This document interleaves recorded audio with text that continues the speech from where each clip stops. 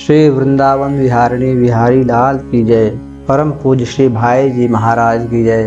परम पूज्य श्री राधा बाबा महाराज की जय।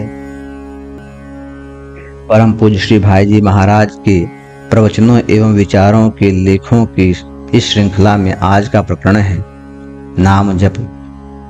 परम पूज्य श्री भाई जी महाराज कहते हैं, भक्त भगवान के मिलन की अपेक्षा भगवान के भजन को अधिक प्रिय समझता है।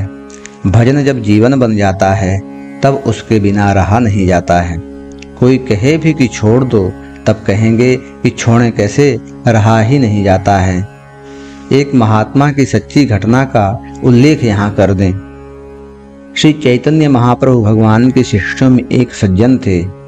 उनका नाम जप का इतना अभ्यास था, उनकी जीभ इतनी अभ्यस्त हो गई थी और उनको इतना मजा आनंद आता था कि सोने में भी उनका नाम जप होता ही रहता था। जब नींद में भी जप हो तब जागृत अवस्था में क्यों न हो। एक दिन वह जंगल में शौच के लिए गए। उनका नाम जप चल रहा था। एक सज्जन उनके पीछे हो लिए। जो दोष देखने वाले होते हैं उनका काम ही यही होता है। ऐसा मैंने भी देखा है कि जब ध्यान करते हैं तब कई लोग कहते हैं कि अमुक अमुक व्यक्ति सो रहा था, मैंने देखा है। मैंने पूछा कि आप क्या कर रहे थे। दूसरे के दोष बिना हुए और बिना जाने समझे कहने में उन्हें आनंद मिलता है। खैर, उस व्यक्ति ने आकर महाप्रभु से कहा, महाराज वह आदमी इतना गंदा है कि शौच करते हुए भी भगवान का नाम लेता है। महाप्रभु ने कहा, ऐसा करता है? उसने कहा, हाँ ऐसा करता है। महाप्रभु ने कहा, उसे बुलाओ। वे सज्जन आए। तब महाप्रभु ने कहा, यह कह रहा है कि तुम शौच करते हुए भगवान का नाम लेते हो? वे बोले, हाँ ऐसा करता हूँ। महाप्रभु ने कहा, ऐसा नहीं करना चाहिए। उन्होंने कहा, ठीक है। दूसरे दिन जब वे महात्मा शौच को गए तब फिर वह गया और देखा कि वे शौच कर रहे हैं और जीभ पकड़ के बैठे हुए हैं। उसने आकर फिर महाप्रभु से कहा, महाराज वह तो अत्यंत भ्रष्ट है।